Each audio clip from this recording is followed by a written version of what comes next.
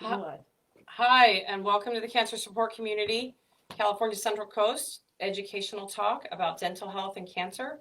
This is our invited dentist for the evening, Dr. Kurt Leavitt. He is local dentist here out of Atascadero, and welcome to the center. Thank you. Thanks for Absolutely. having me. All right. So tonight we're just going to talk a few minutes about dental care during cancer treatment. Most of what I'm going to be discussing today comes off of the website mouthhealthy.org. It's a resource the American Dental Association has for anybody. And so if you're missing something, don't worry about writing everything down. You can go back. You can read everything that is on there, is on mouthhealthy.org. So cancer, we get a lot of questions about what to do when somebody gets a diagnosis of cancer in our office. There's a lot of things to think about. So the number one question that people always ask is, first of all, what do I do when I get a cancer diagnosis? First thing, before you start any treatment, it's a great idea to go visit your dentist. We'll go through today a couple of the different reasons why. But first of all, we want to make sure there's nothing already going on in your mouth. We want to get any treatment done that needs to be done before you begin treatment, so that you can, focus on your cancer treatment. Your teeth aren't an issue during your treatment. The number one issue that people report during cancer treatment, during chemotherapy and radiation, are mouth sores. That's a very common thing. So if that happens to you, know that you're not alone. That it's something that happens. Unfortunately, during chemotherapy, as you know, a lot of the good cells that we have in our bodies, of our healing cells, are also damaged by the chemotherapy, and so it's very common to have mouth sores. There's a couple of things that you can do. First, there's some topical solutions. There's something called magic mouthwash that we can have compounded. There's a local pharmacy here in Templeton. It's a compounding pharmacy, and your dentist can call that pharmacy and have a special solution made up that has lidocaine, that has different substances in it that can help treat the mouth sores. And you can have that discussion with your dentist and have him do that. That just provides some topical relief so that you don't have quite the pain from it.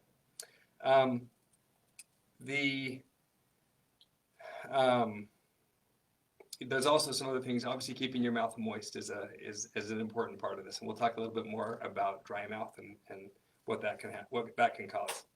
There's also some other things that you can do just at home therapies. You can salt water is a great thing that you can do at home that's cheap and effective. It's very soothing for anything that's happening in your mouth. So just a teaspoon of salt in 3 or 4 cups of water, very diluted solution, but that can be very soothing to your mouth and mouth sores.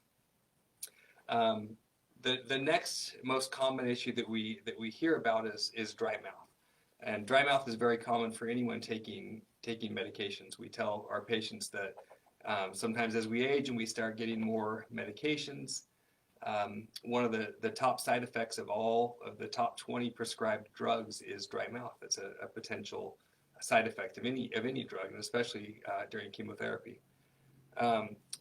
To understand why this is such a problem, you kind of have to go back and understand the science of cavities.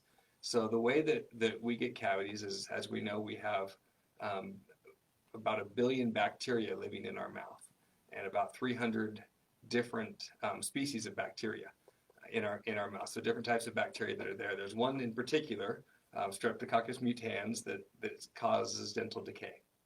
What happens in our mouths is when we eat food and drink anything with any types of sugars in it, the bacteria begin to process those sugars. As they process those sugars, they give off their byproduct is acid. So those acids sit right on our teeth. We have plaque on the sides of our teeth, and those acids stay right there. In a normal functioning mouth, our saliva will rinse those acids away quickly. So within 30 minutes, usually our mouth will, just our natural saliva flow will increase the pH, and that will keep our teeth from being dissolved in the acid. That's what causes the cavities. So some things that you can do when you have a dry mouth, you don't have those natural salivas that are going to rinse away the acids. So you have to do that manually. So after you eat, frequent rinses of your mouth is important. We always know when somebody truly has dry mouth because they always have a bottle of water with them.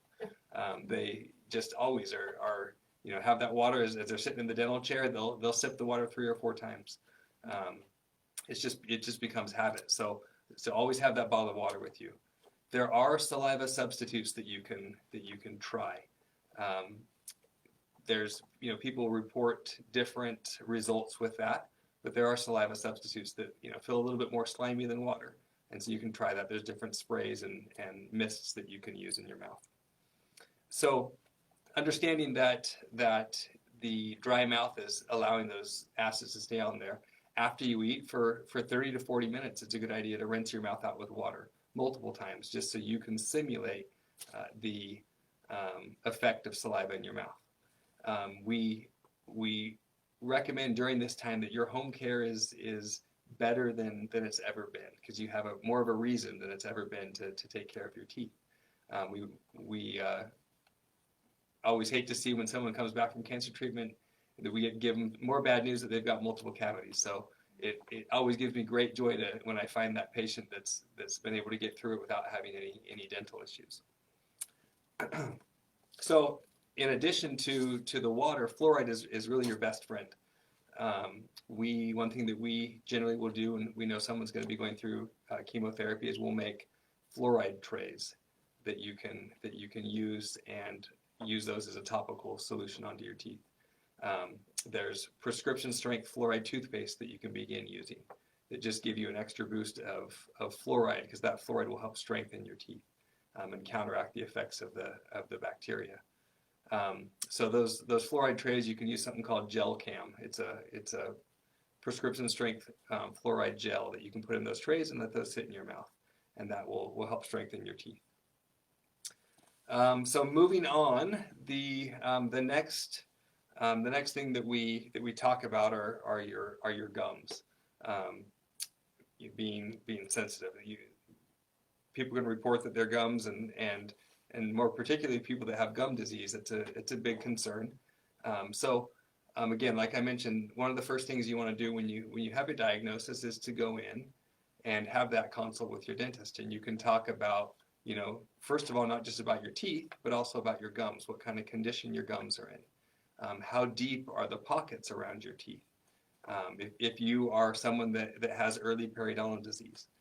If so, if you have deeper pockets, you want to have your initial treatment, potentially having a deep cleaning done before you begin your chemotherapy can be helpful, because then you've essentially almost pressed the reset button. Your teeth are completely clean, your pockets are reduced as much as possible, and you have reduced the inflammation in your gums.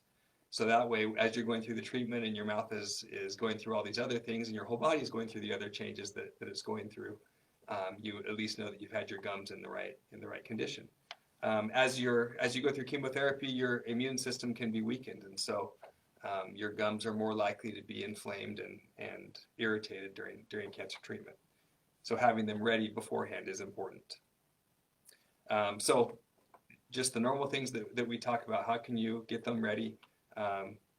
Brushing your teeth every day. And not just every day. I recommend, this is the most important time of the most insult that your teeth are going to have during chemotherapy is going to be happening. So potentially brushing teeth after every meal, carrying your brush with you, just doing a quick little rinse and a little brush to make sure that you don't have anything on there. Flossing your teeth every single day. Not just saying that you do when you go to the dentist office, but actually flossing your teeth every day. During that first visit, having them show you the proper technique of how to wrap the floss around your fingers and wrap it around the tooth and going up and down each surface of your tooth, so that you can know that you're getting the plaque off of your teeth, so that your teeth have the best possible chance of making it through what your whole body is going through. And then there's different mouth rinses that you can use. ACT mouth rinse is a fluoride mouth rinse that you can use. That's a good thing to use to get that extra fluoride in your mouth. Also, there's antibacterial mouth rinses that you can use. We recommend staying away from the ones that have alcohol because that can further dry out your mouth. And so, paying attention to that. Now, watching for signs of infection. We talked a couple minutes ago about you being a little bit more susceptible to infection, especially in your gums. So watching for signs of infection. So taking a look at your gums and seeing are they red and puffy? Are they bleeding when you're flossing and brushing? Are they causing you any pain? Are they really sensitive beyond what you feel like is normal? If any of those things happen, have your dentist take a look. Just make sure that everything's okay there. Some signs of infection are the same as any other signs in your body. Red, puffy gums are a sign that there's infection. If you see any pus coming out of the side of your gums, between your gums and your teeth, that's a cause that for concern that you'd want to go have that checked out. Trying to think if there's anything else here. I think that's pretty much all we have. Okay. Is there a form for questions, or are we? Yeah, no, I would love to, what recommendations do you have about like dental work, major dental work? If you're on, like, I know that I'm specifically on a treatment with bisphosphonate, and Yep. so they always worry about that. Yeah. Can you talk a little bit about that maybe? Definitely, yeah. So bisphosphonates that's a pretty common question. Bisphosphonates are a drug generally that you take for bone density, to increase your bone density. And what they do, there's two types of cells that work on your bones. There's osteoclasts that eat away old bone, and osteoblasts that build new bone. What bisphosphonates do is they inhibit the osteoclasts. So the cells that are responsible for eating away old bone are inhibited, so they're not doing that. Now that's great for building bone density, but what that can cause is an issue if you have to have a tooth extracted, or you want to have any type of dental implants placed, because you actually need those cells to eat away some of the old bone that gets exposed during a dental procedure, during that type of invasive dental procedure. So you would want to have that discussion. There's a different level of bisphosphonates. There's oral bisphosphonates, there's IV bisphosphonates, and those have different risks. If you're on IV bisphosphonates, you want to, or if you think that might become, might be a potential in your treatment, then you'll want to have that discussion with your dentist to take out any teeth that may become hopeless. You might want to be a little bit more aggressive in taking out teeth that are potentially problematic ahead of time, so that you don't have to deal with it afterwards. Now, if you have to have a tooth extracted afterwards, there's things you can do. What you're trying to avoid is something called osteonecrosis of the jaw, where the bone doesn't heal after an extraction. And so there's things that you can do. We have one of our favorite patients is a patient that went through cancer therapy, and she did some hyperbaric oxygen treatments before and after she had some major oral surgery done. And she's someone that had as much radiation to the head and neck as myself or the oral surgeon had seen. And she healed fantastically from it. She had a history of bisphosphonates and also the radiation treatment. And radiation treatment to the head and neck does have a propensity to cause. Yep. Yeah, some of the same, it damages some of the same cells. And so the healing of the jaw is definitely affected. And so again, if they've gotten a lot better about shielding and really targeting when you're having radiation to the head and neck. So it's important to have a consultation, obviously, with your dentist when you know the field of radiation. So then you can have that consultation if there's any teeth that are in that area that you should talk about treating ahead of time. And is it safe to have things like a root canal while you're on chemo or radiation? Yeah, so generally a root canal is because you have infection. You get a cavity that goes deep into the nerve of the tooth. Our hope is that we would catch that ahead of time. There's some people that don't have a regular dentist and they begin treatment and they don't know. And then in the mid-treatment, they have the need for a root canal. So yes, of course, because the root canal will help control infection. You want to minimize, the amount of treatment you have, but a root canal is much less invasive than an extraction. And we definitely don't want to have you in pain. And so that's possible to do. And there's procedures that you can do to get people out of pain temporarily until things are ready to, to finish the root canal. Any questions? Your way? Not specifically. Yeah. So, What if they have implants? Yeah.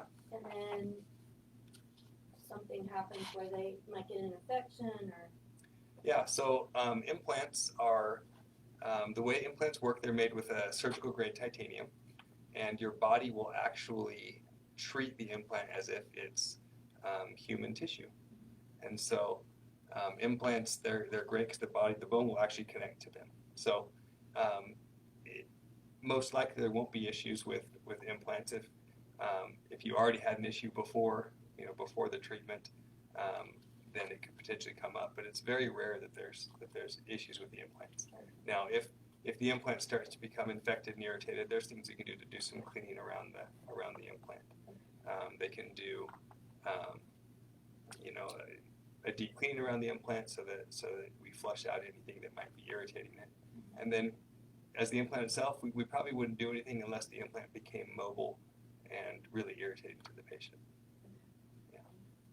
But I wouldn't recommend having implants placed mid-treatment. yeah.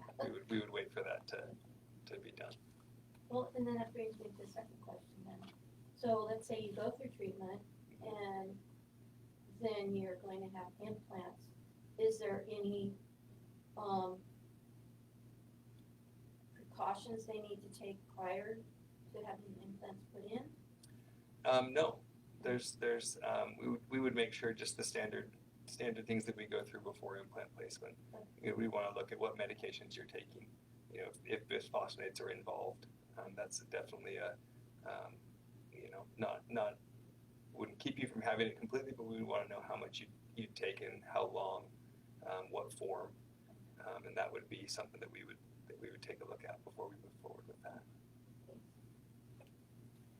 another question that came to me, is it important to have cleanings more often during chemotherapy, or is the regular every 6 months a good plan? Yeah, it's if you have the treatment, if you have the cleaning done right before you begin treatment,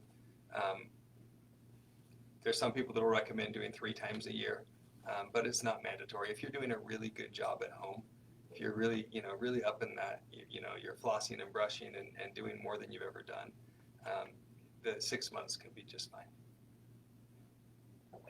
If you notice that there's, that bleeding or irritation in your gums, that's something that you would want to go in a little more often for. And there's different toothbrushes also. We talked a little bit about the sensitive gums. There's a type of toothbrush that I love. It's called a Nimbus toothbrush. You can buy it on Amazon. We have it at our office, but you can buy them on Amazon, and they're an extra soft toothbrush. And they are variable length bristles, and so when you brush with those, you actually feel little bristles going underneath your gums and cleaning out. So it's a very gentle cleaning. It's not going to cause irritation to your gums, and it'll keep things clean for you. So, other questions? Okay, I'm trying to think about it. I know I don't want to. I do have chronic dry mouth and chronic mouth sores that both come from side effects of multiple pharmaceuticals that I'm on for long-term treatment. But I do find drinking water helps a ton. But do you have any other? I mean, Magic mouthwash I know is important when you get to that grade of pain. But I tend to just have like smaller mouth sores. Do you have any other things that you would recommend that I try, like not maybe eating spicy things? Yeah, definitely. So that's your diet is important. The spicy foods can be an irritation. There are some other little things that you can put in some. They're called xylomelts. They're little things that you can actually attach onto the roof of your mouth or onto your cheek, and they have xylitol in them, which are good for helping combat cavities, and it's also it slowly dissolves and helps moisten your mouth throughout the day, and so that could be another source of some moisture ongoing throughout the day if you don't want to just keep sipping the water.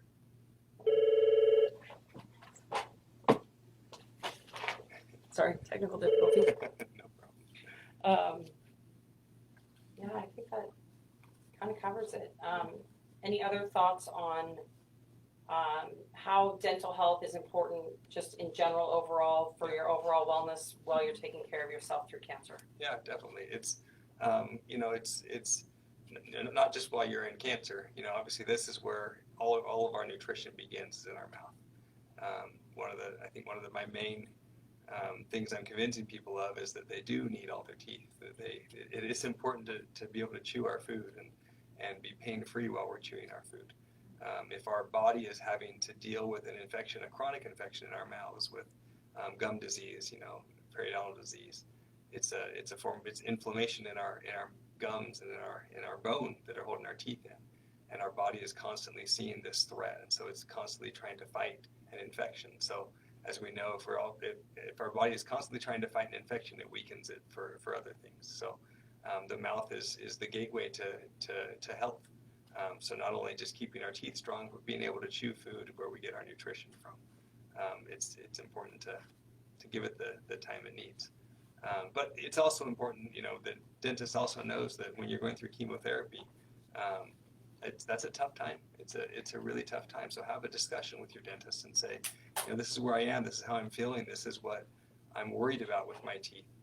This tooth has always worried me. The last thing we want to have is a patient that has known that there's something going on in their mouth and be worried about it for 6 months and lose sleep at night because they think that they're going to lose all their teeth. Have that discussion. Come in and talk to your dentist and find out. Do you need to worry about that? They'll let you know. Most of the time they'll let you know that no, you're okay. Most of the time that's what I'm telling people. No, you're going to be okay. Spend your energy and your worry fighting the cancer. Use everything you can to get over that, and we'll be here to take care of your teeth before, during, and after. It looks like we had a question come in from the internet. So you want to read that? I feel so important getting internet questions. I know, right? How safe is it to go to the dentist during COVID, I think? COVID-19. Should we minimize going to the dentist if we can avoid it? Yeah. So it's a great question. So obviously we looked into this a lot. The dentist office is, if you think of what the dentist office does, as far as wearing masks, so that's something we already did. As far as sterilizing the rooms, wiping everything down after every single use, that's something we've already done. We've added in our office, we've added air purifiers to every single room, so that each patient has clean air that turns over the air in the room every 15 minutes. And we've added extra barriers and face shields so that we aren't sharing anything with you and you can't share anything with us. In places where dental offices have stayed open the whole time, you look at Germany and Sweden, they never closed down their dental offices. They never had there's no reports of any cases being spread in the dental office. Same thing in the United States. We haven't had any cases that we've tracked directly to the dental office, and they're doing a pretty good job of contact tracing to find out where it comes from. So we're seeing patients now. We have a whole bunch of extra precautions that we're doing as far as screening patients ahead of time, minimizing traffic in our office. We don't have patients cross each other. We don't have cross paths. We make sure if one person's at the front desk, the people wait in their room or in their car until we're able to see them and they're able to walk straight through the office and just see the one person. So yes, the dental office is still safe. You should obviously take precautions. We have all of our patients wear masks for the entire time, except for when they're getting dental treatment. It's tough to wear a mask during your dental treatment, but as soon as we have the patients wear the mask until we start, and then as soon as we're done, they put it back on. So it's a safe place to be, probably one of the safer places that you'll go. Absolutely. All right. Thoughts? Questions? Nothing else from the internet? So, all right. Thank you. Okay, thanks for having me. Yeah, absolutely. Do you want to say anything about your office or anything like that? Yeah, we're you accepting new in patients? Atascadero. We're a little bit busy at the moment, but we're building a larger office so that we can see more people. Perfect. Awesome. All right, you want to hit end live?